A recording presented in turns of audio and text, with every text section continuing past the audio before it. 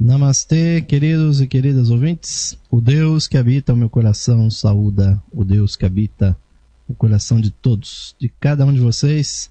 Sejam muito bem-vindos a mais uma edição do programa Lux Esotérica, que sempre está aqui com vocês de segunda a sexta-feira, quando possível ao vivo, quando não aqui com gravações dos nossos programas anteriores, mas sempre trazendo um tema interessante e sempre aprofundado, continuado aqui para nós estudarmos. Sempre agradecendo a sua audiência, daqueles que nos acompanham ao vivo, também aqueles que nos acompanham nas gravações, no nosso canal de vídeo da Ustream. Você que está aí sintonizado na rádio também pode nos ver. Clique aqui para nos ver aqui com imagens também. E também aqueles que estão nos acompanhando em gravações aí que serão distribuídas depois. Principalmente no site da Loja Esotérica Virtual. A Levir, que com seus associados trazem para vocês aqui o trabalho da Loja Esotérica Virtual e do nosso programa Lux Esotérica, a serviço da espiritualidade dos nossos irmãos e irmãs. E vamos dar prosseguimento hoje, ouvintes, ao nosso estudo do livro O Sistema Solar. É a temática que nós estamos aqui abordando. Já cruzamos a última curva, estamos indo para a reta final aqui dos nossos estudos sobre o livro Sistema Solar. E no dia de hoje estamos chegando aqui num tópico interessantíssimo. Estamos chegando ao 35º capítulo do livro e vamos começar a falar da quarta grande civilização desse nosso planeta na quarta ronda, que foi a Atlântida, falando das suas sub-raças, dos momentos evolutivos que aconteceram em Atlântida. E então, ouvintes, recomendamos a vocês sempre também acompanhar aí, se vocês encontrarem para adquirir o livro O Sistema Solar do Major Arthur E. Powell, provavelmente no site www.estantevirtual.com.br. Vocês devem encontrá-lo para vocês poderem se aprofundar mais aqui nesse nosso estudo. Então o livro O Sistema Solar, aqui no seu 35º capítulo, começa falando da primeira sub-raça Atlante, a Ramual. E o livro menciona: dispomos de grande quantidade de informações relativas à quarta grande civilização, a raça raiz da Atlântida. Para as nossas finalidades, o livro clássico sobre esse assunto é o História da Atlântida e a Perdida Lemúria, Lost Lemuria, de autoria de William Scott Elliott. O livro contém igualmente 4 mapas que abrangem mais ou menos os seguintes períodos. E aí nós vamos ter uma oportunidade de apreciar exatamente como se distribuía a Atlântida sobre o nosso planeta. Então esse mapa nós vamos ver aqui, de cerca de 1 milhão de anos atrás. E obviamente que como pano de fundo nós ainda temos os continentes atuais, muitos que nem sequer tinham essa conformação, e aqueles que estão nos assistindo, em vermelho nós temos a faixa de terra que constituiu então as terras que constituíam a superfície do planeta na época da Atlântida. Então esse primeiro mapa é exatamente o mapa que demonstra a Atlântida de 1 milhão a 800 mil anos atrás. E os outros nos mostram a Atlântida de 800 mil a 200 mil anos atrás, o outro de 200 mil a 80 mil anos e o último de 80 mil até 9.564 anos antes de Cristo.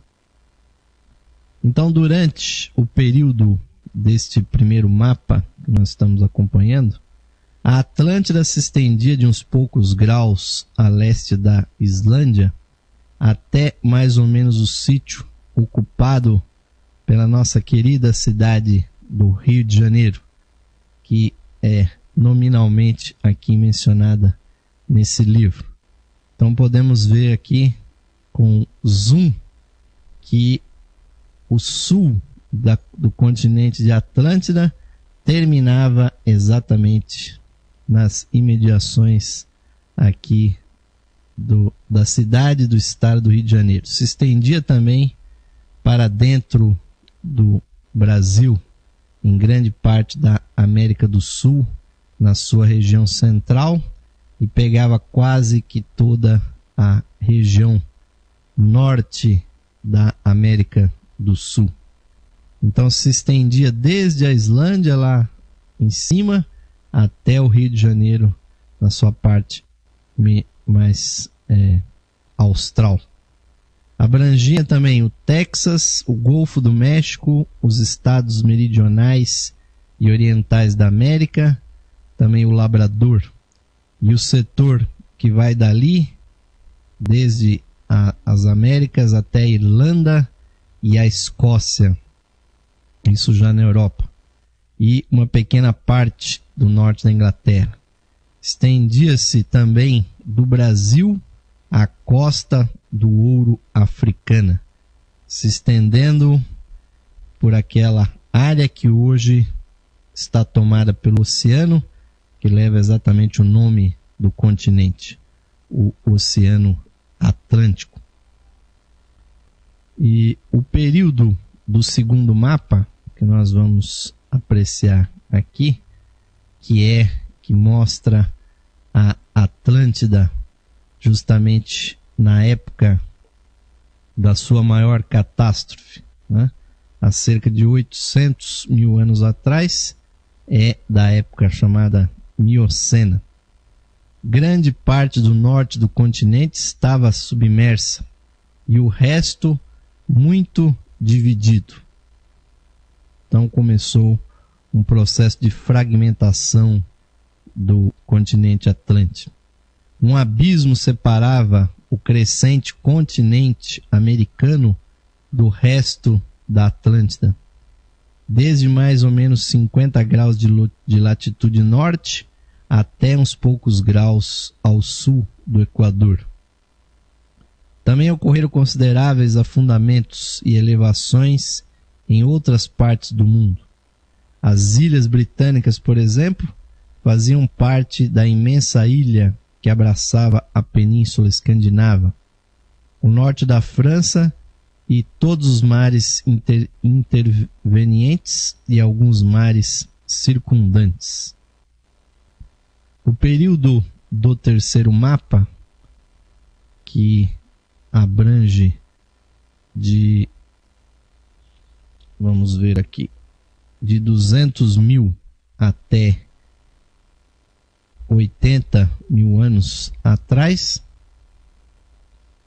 Esse terceiro mapa mostra então a superfície da Terra depois da segunda grande catástrofe, pois a primeira foi exatamente há 800 mil anos atrás, na famosa Sexta-feira Negra, onde começaram abalos, terremotos e maremotos que realmente fraturaram totalmente a Atlântida, que acabou tendo essa conformação que nós estamos vendo em duas grandes ilhas, né?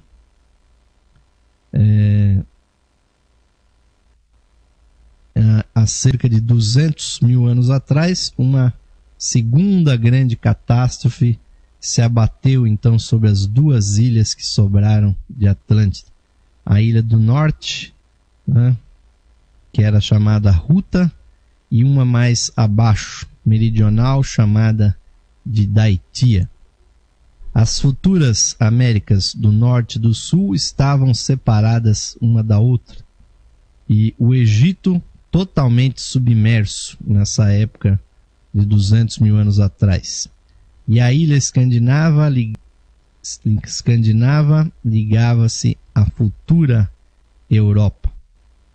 O período do quarto mapa, que é o mais recente, que mostra a Terra quase como ela é hoje, é de cerca de 80 mil anos atrás, e também mostra então a superfície da Terra depois da estupenda convulsão que teve lugar no ano de 72.025 antes de Cristo.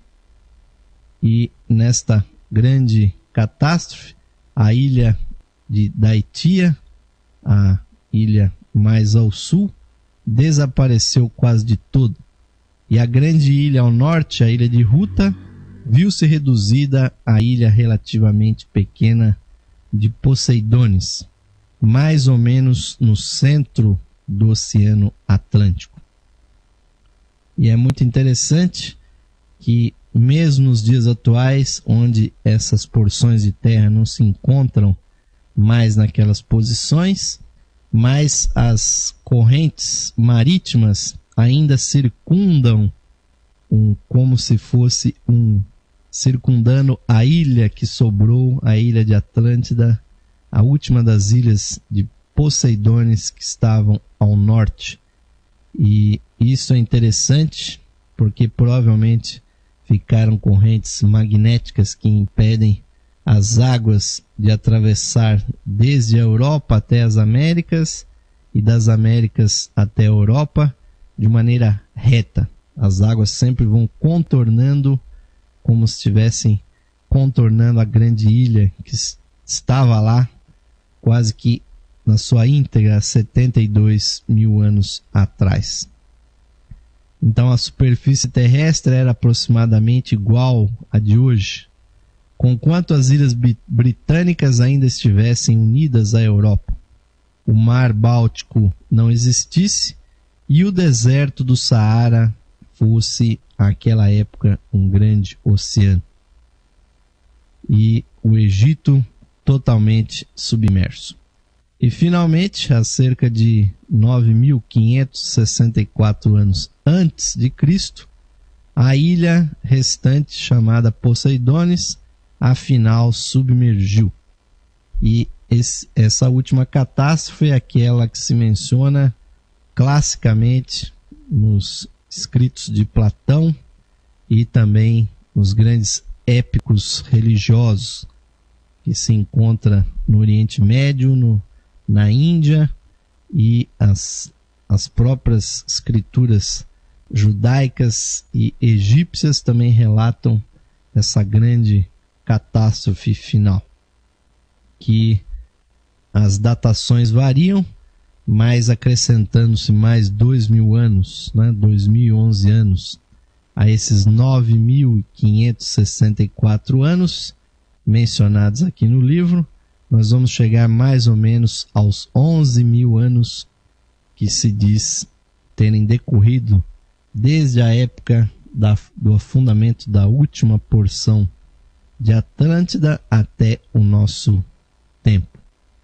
Então, o manuscrito troano, que parece ter sido escrito há cerca de 3.500 anos atrás, escrito entre os maias do Yucatán, dá a seguinte descrição do afundamento da ilha de Poseidones, na tradução de Le Plongeon. Então, abre aspas aqui, um documento maia muito interessante, que diz: no ano 6 Can, no 11º Muluk do mês Zak, ocorreram terremotos terríveis, que continuaram ininterruptos até o 13º Shuen. A região das colinas de lodo, a terra de Mu, foi sacrificada.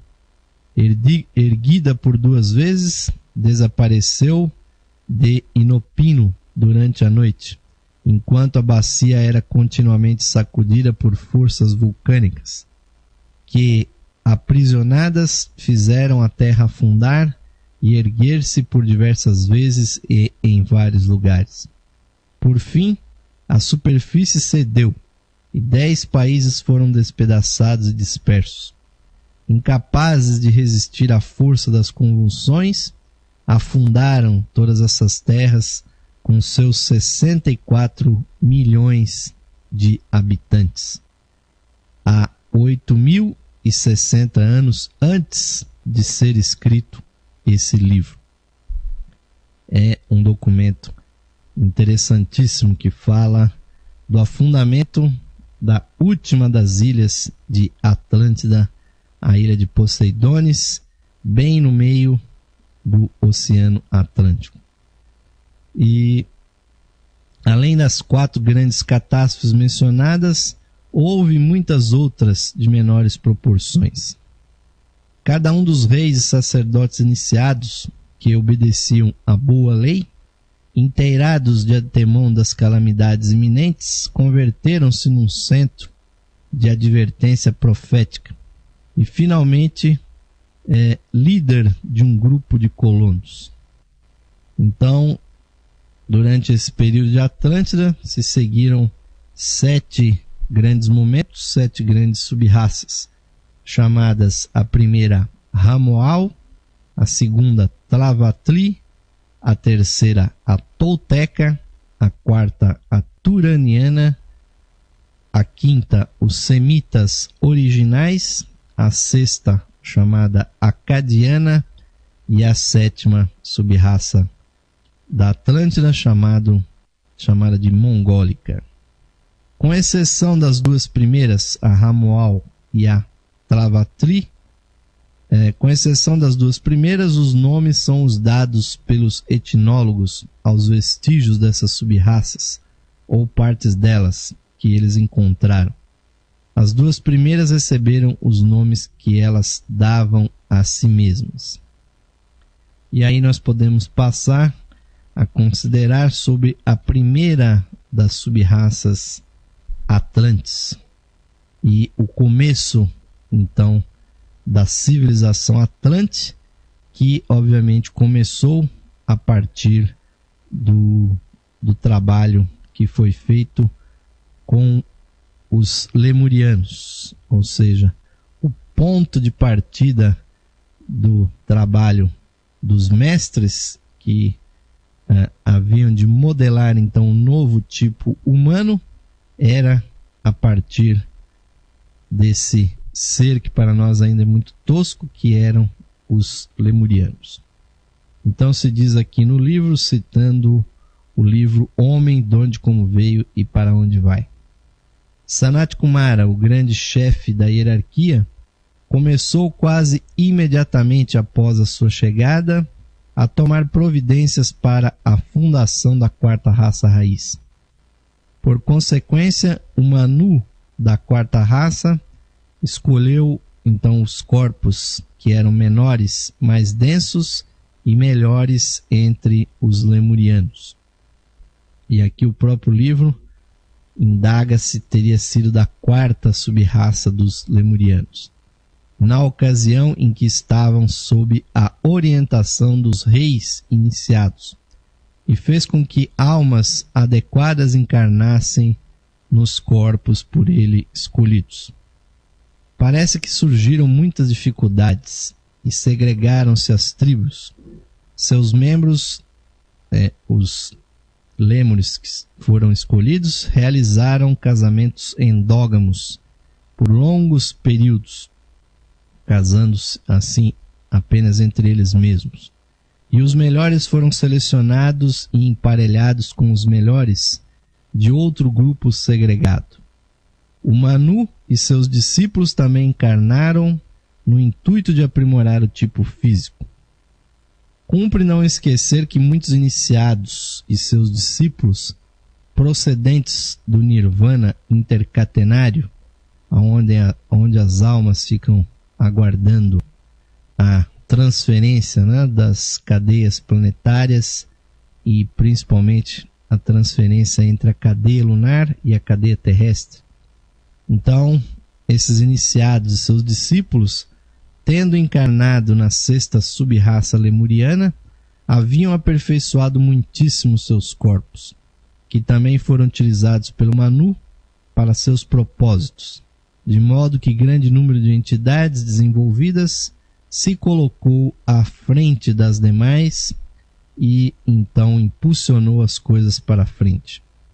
Finalmente, o Manu tomou os corpos da sétima sub-raça lemuriana, que tinha a tez branco-azulada, esmerados pelos iniciados que os utilizaram como o núcleo da sua primeira sub-raça, da raça Atlante, a Ramoal.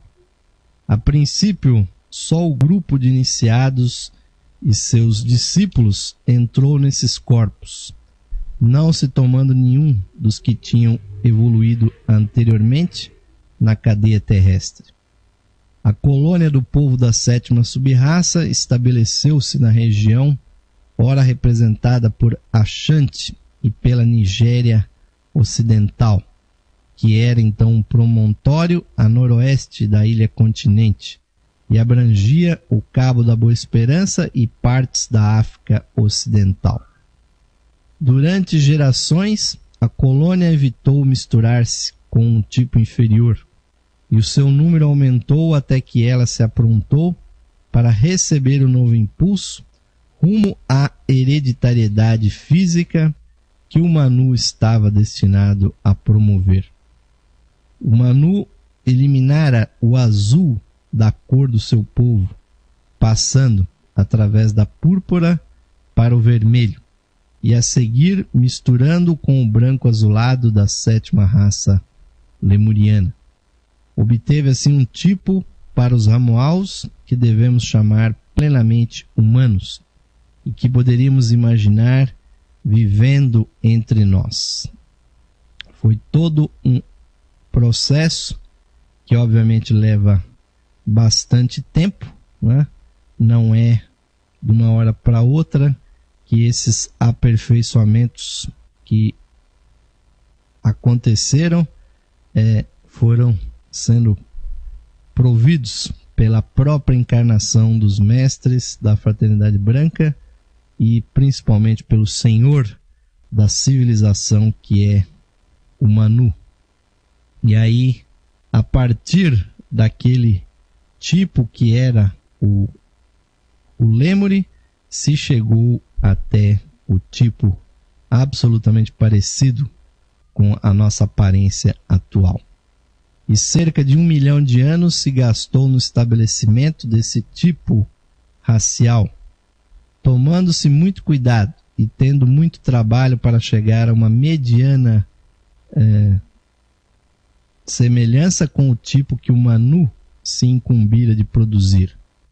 Pode dizer-se que ele, o Manu, então, sem dúvida alguma, que ele assim fundou a raça, encarnando nela e chamando seus discípulos para tomar corpos em sua própria família, de modo que sua posteridade formou a raça Atlante.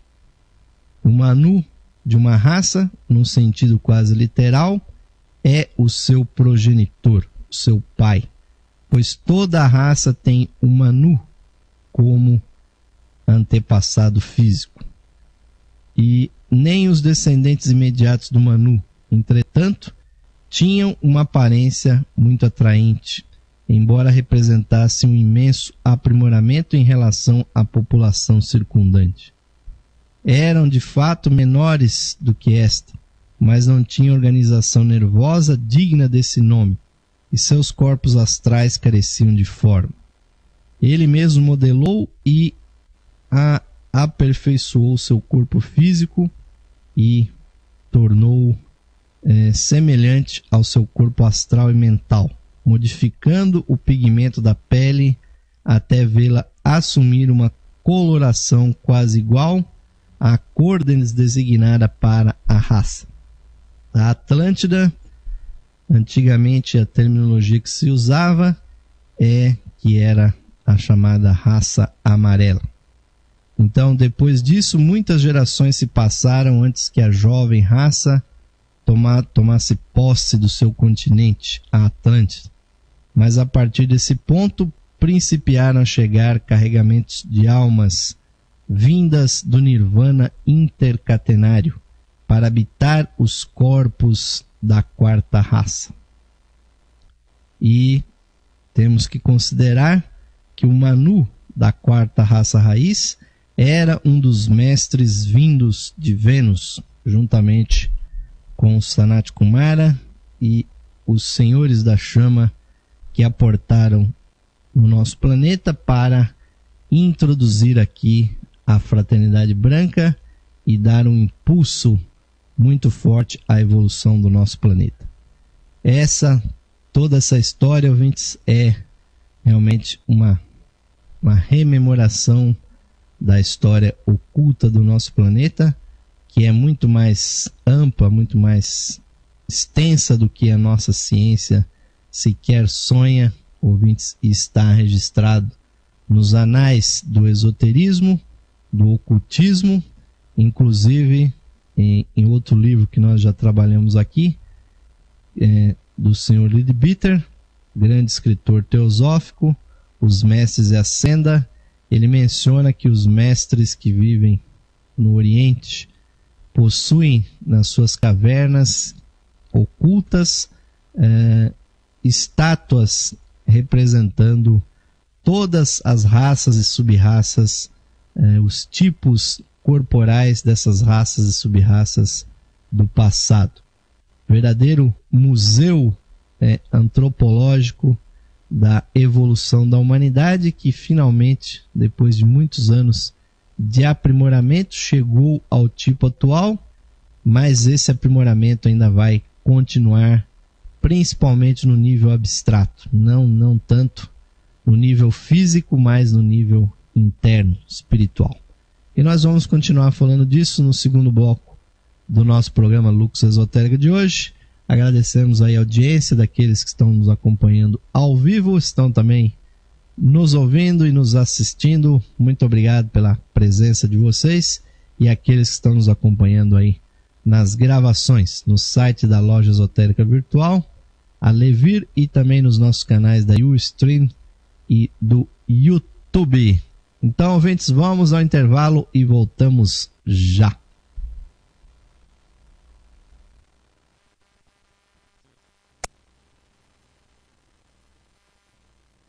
Esotérica FM. Boa música e você lado a lado.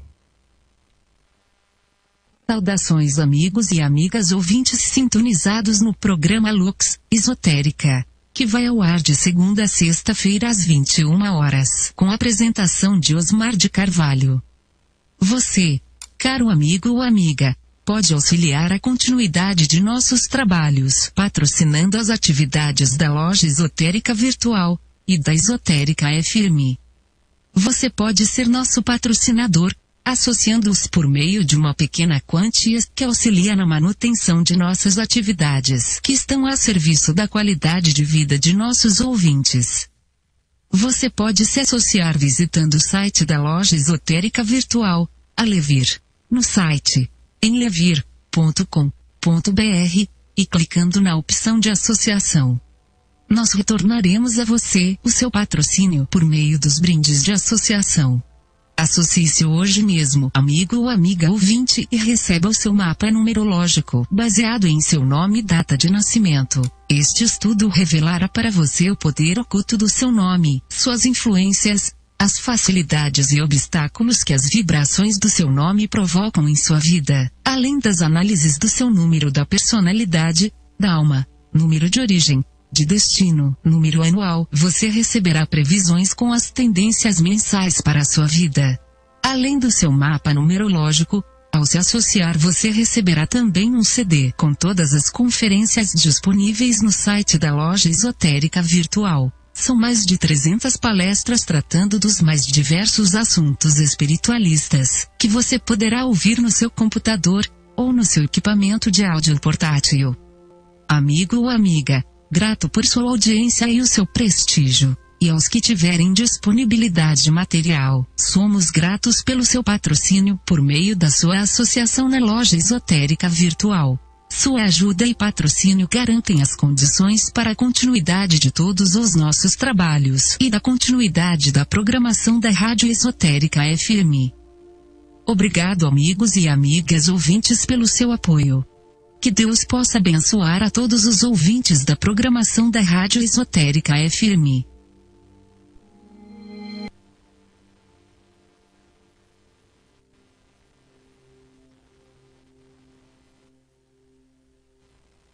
Esotérica FM. Boa música e você lado a lado.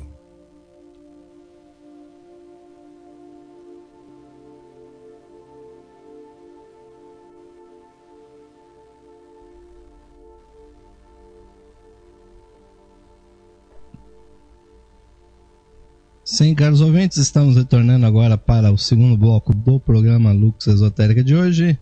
Estamos falando com vocês, continuando os temas do livro O Sistema Solar. Estamos falando da Atlântida, ouvintes, o continente perdido, como ficou assim conhecido, mas que não foi nem o primeiro continente desse planeta e nem será o último, pois as terras da superfície do nosso planeta, elas sobem e descem com o passar dos tempos, e ao contrário do que imaginam os nossos cientistas, que imaginam uma Pangeia com todos os continentes juntos e depois se separando, não é bem assim que nos relata a história oculta. O nosso planeta já passou por uma série de desenvolvimentos e ainda esse desenvolvimento continua, ouvintes. E principalmente é importante nós estarmos ao par desse grande processo da evolução dos mundos, pois além dessa nossa Terra visível que nós temos aqui na terceira dimensão, a nossa cadeia planetária tem outros 6 mundos nos quais nós podemos transitar e evoluir, sendo 2 outros planetas físicos que são parte do sistema solar interior, que são o planeta Marte e o planeta Mercúrio, e mais 4 planetas totalmente invisíveis, imperceptíveis para os nossos sentidos físicos. São 2 planetas, 2 esferas astrais e 2 esferas mentais inferiores. E sempre relembrando, para que não haja confusão, de que essas 4 esferas invisíveis não são a aura astral do nosso planeta. Ao redor do planeta Terra existe um plano astral, existe uma aura astral. Esses planetas que nós estamos mencionando estão em outro local do espaço. Nós podemos visitá-los e com certeza nós os visitaremos, inclusive viveremos nele quando esse nosso planeta não for mais o foco da atenção do Logos planetário. E aquele detalhe, ouvintes, que nós mencionamos das correntes marítimas, nós estamos aqui apresentando para os nossos telespectadores e também ouvintes, aqueles que estão nos vendo aí, estão aproveitando mais, que estão vendo o mapa das Américas à nossa esquerda e da Europa e da África à direita. No centro, o Oceano Atlântico, em azul nós temos aqui no gráfico a direção das correntes marítimas, e sempre as correntes marítimas do hemisfério norte, do Atlântico Norte, respeitam quase uma circulação, como se contornassem a grande ilha de Ruta, que desapareceu há cerca de 200 mil anos atrás, ficando apenas a ilha de Poseidones mais abaixo na região do Equador. É muito interessante nós observarmos que não só o nome, quem batizou realmente o Oceano Atlântico, sabia o que realmente ele representou na história do nosso planeta. E ela está continuando, é uma história viva que não para por aqui, ouvintes. Nós já estamos na quinta raça, mas estamos falando com vocês do processo da formação, né, da quarta raça raiz, da sua primeira sub-raça. E nesse ponto do nosso estudo, segundo aqui o texto do livro Sistema Solar, convém indicar o método pelo qual uma raça raiz se desenvolve a partir de sua predecessora. E isso é uma coisa muito interessante. Segundo o que parece ser o princípio geral, uma raça raiz se desenvolve a partir da sub-raça da raça raiz precedente, cujo número lhe corresponde. Nessas circunstâncias, a quarta raça raiz deve ter se desenvolvido segundo a regra da quarta sub-raça da terceira raça raiz. A quinta raça raiz desenvolveu-se da quinta sub-raça da quarta raça raiz, ao passo que a sexta raça raiz, que ainda vai começar o seu desenvolvimento, se desenvolverá a partir da sexta sub-raça da atual quinta raça raiz. É esse o método. Então, quando houve a formação da atual civilização, da atual raça, a quinta raça chamada ariana, se tomou da quinta sub-raça Atlante, chamada então semita, e aí está a origem das histórias mitológicas do povo judeu, dos hebreus, pois os semitas originais foram povos da Atlântida que foram reservados, foram conduzidos desde o continente da Atlântida até o Oriente distante, primeiro para escapar das grandes catástrofes que iminentemente ocorreriam, porque durante mais de 100 mil anos antes da primeira grande catástrofe, há 800 mil anos atrás, ou seja, há 900 mil anos atrás, já haviam profecias de que a Atlântida pereceria num grande cataclismo. Então houve muito tempo para que os atlantes se deslocassem tanto na direção das Américas e também na direção do Oriente. A diáspora atlante foi nesses dois sentidos. Então, da quarta sub-raça Atlante, da quinta sub-raça Atlante, se tomaram as pessoas que vieram a formar a quinta raça. E para a formação da sexta raça, que está no nosso futuro, serão tomadas pessoas da sexta sub-raça da atual raça ariana. Então, no caso da quarta raça raiz, no entanto, tudo indica que só depois do advento da sétima sub-raça lemuriana, a humanidade se achou suficientemente desenvolvida do ponto de vista fisiológico para assegurar a escolha final de indivíduos aptos a tornarem-se pais da nova raça raiz. A raça ou sub-raça Ramoal veio a existir entre 4 a 5 milhões de anos atrás, e grande parte da Lemúria ainda existia, e a Atlântida não era tão grande quanto foi mais tarde. A sub-raça Ramoal nasceu mais ou menos a 7 graus de longitude norte e a 5 graus de longitude oeste, num lugar que é agora a Costa Achante. região quente, úmida, onde imensos animais antediluvianos viviam em pântanos, onde medrava o junco e onde se erguiam florestas desagradavelmente úmidas e frias. Os restos fósseis de tais plantas encontram-se agora em nossos veios carboníferos, pois nós estamos falando do começo da Atlântida há cerca de 5 milhões de anos atrás. A raça de início tinha a cor negra do mogno. Seus espécimes mediam aproximadamente 3,5 metros de altura, havendo a sua estatura diminuído aos poucos no decorrer dos séculos. Migrando para as praias meridionais da Atlântida, ali se puseram a renhir com a 6ª e a 7ª sub-raças lemurianas. Alguns se estabeleceram no local e acabaram caçando com os negros lemurianos.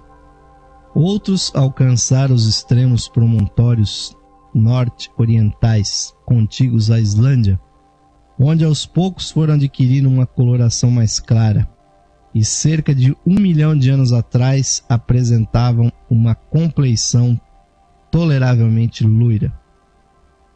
A ocupação dessas terras setentrionais, feita por eles, esses seres que estão aqui sendo descritos, da primeira subraça Atlântida, sofreu interrupções, porque nos intervalos eles foram empurrados para o sul pelas épocas glaciais.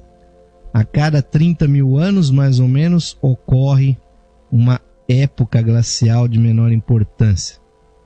Além disso, há épocas maiores, uma das quais se verificou há cerca de 3 milhões de anos atrás. São grandes épocas onde o nosso planeta fica realmente totalmente gelado. Hoje se tem preocupação com as grandes temperaturas do planeta, mas o grande problema mesmo, ouvintes, é quando o nosso planeta fica gelado, como nós vemos nas grandes cordilheiras dos Himalaias. E posto que fossem os filhos da nova raça, os Ramoaus eram incapazes de desenvolver um plano de governo fixo e tampouco atingiram um ponto tão elevado de civilização quanto alcançado pela 6ª e pela 7ª sub-raças lemurianas. Eram governados pelo próprio Manu, por outros mestres ou ainda pelos chamados governantes divinos. E os modernos lapões, com alguma infusão de outra espécie de sangue, descendem dos reinos dispersos e degradados dos Ramoaus. Sendo o governo dos Ramoaus tal qual o descrevemos, preservou-se a memória do governante divino, que o povo, a seu devido tempo, veio a considerar um deus. Por ser, até certo ponto, psíquico, esse povo, psíquico quer dizer, tinha percepções alteradas da realidade, como clarividência, clareaudiência. Então, por ser até certo ponto psíquico, esse povo adotou uma religião que, embora não profundamente filosófica, estava longe de ser mesquinha. Mais tarde, a fase de crença religiosa converteu-se numa espécie de culto dos antepassados. Entre os Ramoaus, as artes e as ciências eram grosseiras ao extremo. E só aí é que realmente foi se conformando as primeiras gradações do povo Atlante, e até se chegar, né, àquilo que nós conhecemos, o tipo, digamos assim, moderno dos Atlantes, que ficou conhecido como a raça amarela. Realmente demorou muito, ouvintes. Praticamente os amarelos, os orientais, chineses, japoneses, coreanos hoje só têm alguns traços do que foram os Atlantes, pois naquelas épocas, primeiro nós vemos aqui que o começo da raça Atlante tinha uma estatura muito elevada, cerca de 3,5 metros de altura. Até que se chegasse no homem moderno, demorou bastante tempo. E o livro Sistema Solar, no seu 36º capítulo, também fala da segunda sub-raça Atlante, a Tlavatli, que é um verdadeiro trava-língua isso aqui, porque é Tlavatli. Surgida numa ilha situada ao largo da costa ocidental da Atlântida, esta sub-raça estendeu-se ao continente, rumando aos poucos para o norte, para a costa que se estende com a Groenlândia. Então aí começa o desenvolvimento de um outro nível da civilização Atlante, os chamados Tlavatlis. Dotados de uma cor vermelho acastanhada, os Tlavatlis eram robustos e rijos, porém menos altos que o Ramoaus, que eles então empurraram mais para o norte. Instalaram-se principalmente em distritos montanhosos, mais ou menos numa área que, mais tarde, se converteu na ilha de Poseidones. Suas tribos ou nações eram governadas por chefes ou reis aclamados pelo povo, por serem os indivíduos mais robustos ou os guerreiros mais destemidos. Surgiu finalmente entre eles um império considerável. O rei era o chefe nominal, embora se tratasse mais de um título honorário do que de autoridade real. Seus colonos espalharam-se por todas as direções. Uma mistura dessa e da terceira sub-raça, os toltecas, habitou as ilhas ocidentais que mais tarde fizeram parte do continente americano. Chegaram também às costas do extremo sul, no sítio em que agora se ergue o Rio de Janeiro. O Rio de Janeiro está bem citado aqui nesse livro. Outros ocuparam as costas orientais da ilha escandinava, e uma grande quantidade deles chegou à Índia, onde se mesclaram com os lemurianos indígenas e formaram a raça dravídica.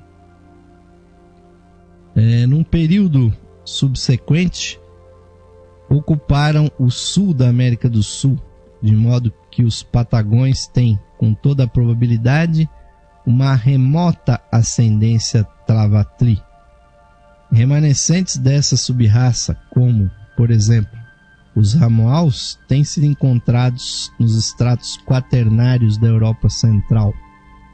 E o homem dolicocéfalo Cro-Magnon pode ser tomado como um espécime médio da raça já em sua decadência, ao passo que os, entre aspas, habitantes dos lagos da Suíça constituíam uma prole ainda mais primitiva e não cabalmente pura.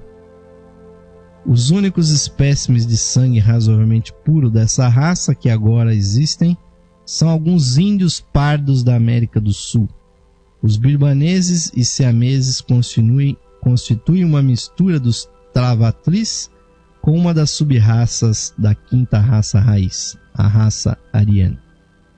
Os Tlavatlis herdaram a reverência e o culto tradicional dispensado ao Manu, mas foram ensinados pelos seus instrutores, mestres, a reconhecer um ser supremo, cujo símbolo era o Sol. Nessas condições, criaram uma espécie de adoração, o culto do Sol, utilizando para tanto a parte mais alta dos morros e colinas, onde construíam círculos de monolitos eretos. Esses círculos de monólitos, que simbolizavam o curso anual do Sol e serviam a propósitos astronômicos, pois estavam colocados de tal modo que, para quem se colocasse em pé diante do altar Mor. O sol nasceria por ocasião do solstício de inverno, no hemisfério norte, sempre mencionando, atrás do monólito, por ocasião do equinócio vernal, atrás de outro, e assim por diante no transcorrer do ano inteiro. Utilizavam-se outros sim os círculos de pedra para realizar observações astronômicas mais complicadas das mais distantes constelações. Finalizando aqui esse capítulo, o Manu transportou para a sub-raça Tlavatli algumas entidades que povoaram o globo D, a Lua, da cadeia lunar, individualizados na quarta e na quinta rondas lunares. Como se verificou entre os Ramuals, e como já tivemos ocasião de mencionar, as artes e as ciências entre os Tavatlis eram sumamente grosseiras. Então nós estamos falando de povos que realmente estão muito atrás no tempo e no espaço. Para nós parece realmente um tempo perdido. Mas com certeza não era o processo simplesmente dos homens das cavernas, como a ciência nos disse. Porque, como nós estamos estudando, a nossa terra foi auxiliada pelos chamados reis divinos, que na verdade foram os mestres da fraternidade branca venusiana, que aportaram aqui no meio da terceira raça raiz da Lemúria, há mais de 6 milhões de anos atrás, aliás, 16 milhões de anos atrás, um tempo muito grande. Desde aquela época, ouvintes, eles estão aqui no planeta, acelerando a evolução da humanidade. Se não houvesse acontecido esse aceleramento, nós com certeza não teríamos a civilização que nós temos hoje. E sempre também indicando para aqueles que estão procurando compreender esse assunto, que os primeiros seres que se encarnam nas primeiras raças, sub-raças, são sempre os mais atrasados. Isso é uma oportunidade para que eles tenham as melhores condições para evoluir e alcançar aqueles que estão mais avançados. E aí, ouvintes, nós podemos acrescentar uma informação muito interessante que está nos escritos do senhor Charles Webster Leadbeater, o grande teósofo ocultista, que disse que por volta do ano 2000 da nossa era, ou cerca de 11 anos atrás, começariam a chegar os seres mais avançados da nossa humanidade, provindos da cadeia lunar. E nós estamos apreciando, ouvintes, desde o último século, realmente uma grande aceleração da evolução da Terra. Aceleração que traz seus problemas, que traz uma superpopulação para o planeta, que também acaba influenciando no acontecimento de conflitos, de guerras entre os grupos que existem, porque lamentavelmente a humanidade não evolui toda junta. Nós ainda temos seres muito atrasados, temos também seres muito avançados, mas há uma grande distância entre eles. Vão se formando grupos.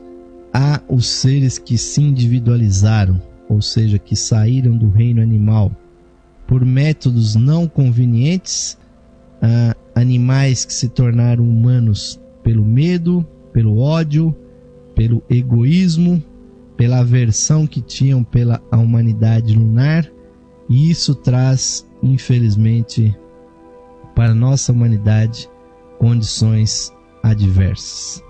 Tudo isso, ouvintes, vai melhorar consideravelmente quando a nossa humanidade, quando a nossa espécie passar a se enxergar como nós realmente somos. uma única espécie, uma única humanidade sobre esse planeta.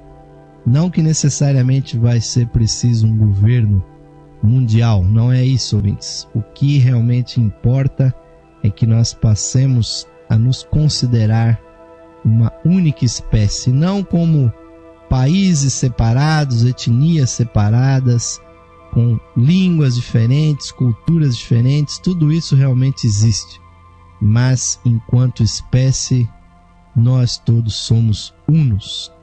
É o que a teosofia, o que o ocultismo nos ensina. A humanidade é una, é uma espécie consolidada há muitos milhões de anos. E o decorrer dessas raças e sub-raças vem demonstrando isso, ouvintes, e cada vez mais. E nessa era de aquário que nós estamos começando a viver plenamente, com todos esses recursos tecnológicos que nos permitem, ouvintes, nos contactar diariamente, como nós fazemos aqui, sem intermediários, de computador a computador, e muitas novidades tecnológicas trarão à consciência, à mente humana, a condição de se enxergar como uma única humanidade. Aí, ouvintes, mais e mais seres da nossa própria humanidade, que tem uma alta espiritualidade, virão para fazer parte aqui do nosso mundo físico. E nós estamos realmente preparando o terreno para a chegada deles.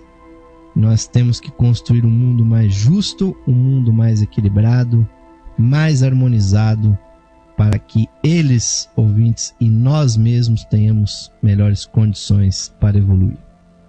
Mas, devido aí ao adiantado da hora, o nosso programa de hoje, que falou das primeiras duas sub-raças Atlantes, está terminando aqui.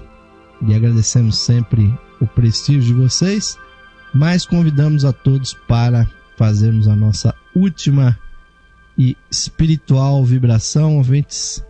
Vamos meditar no nosso ser interno, sempre, ouvintes, invocando a nossa natureza interna.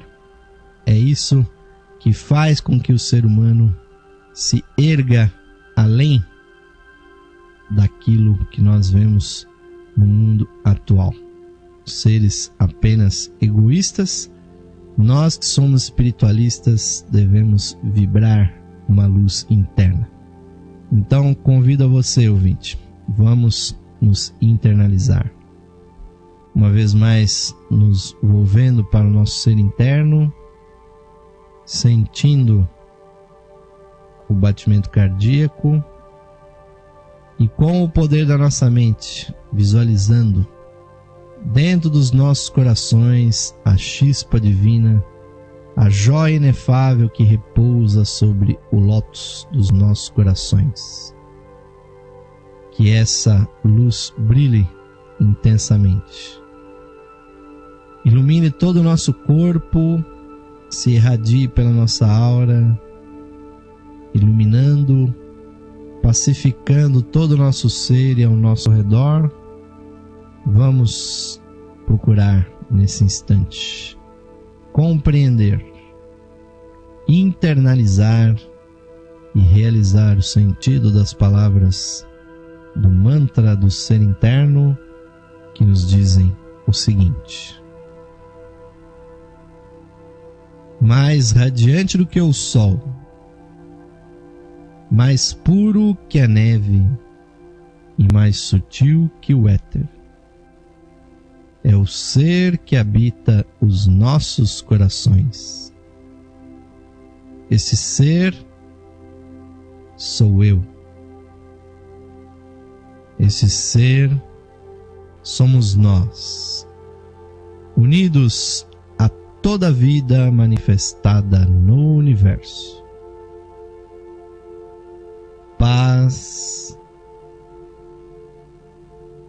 paz, paz a todos os seres.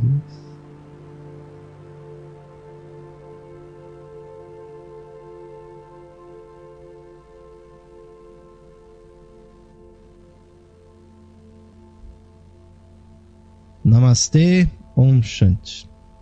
Amém? Que assim seja, que a chispa divina brilhe sempre que nós a invocarmos. Ouvintes, muito obrigado pela audiência a mais esse programa Lux Esotérica, que termina nesse instante. E vamos deixá-los aqui com a nossa programação musical interativa, desejando a todos vocês, ouvintes, um ótimo final de noite, um bom descanso. Aguardamos vocês para continuarmos e finalizarmos aqui os estudos do livro O Sistema Solar, do Major Arthur E. Powell.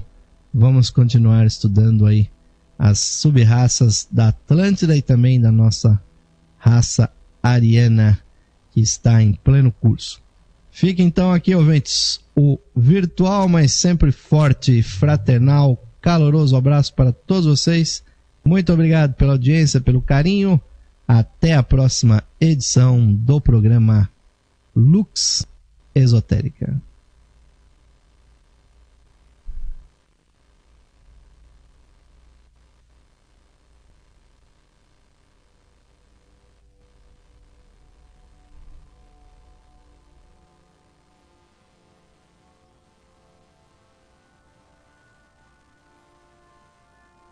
Esotérica FM. Boa música e você lado a lado.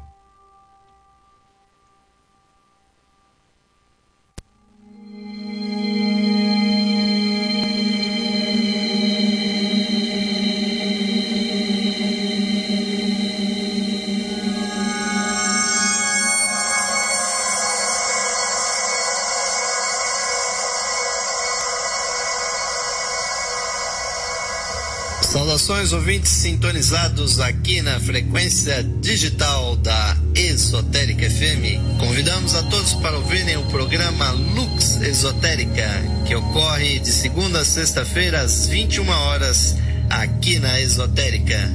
Nesse programa apresentamos estudos de esoterismo e da espiritualidade humana.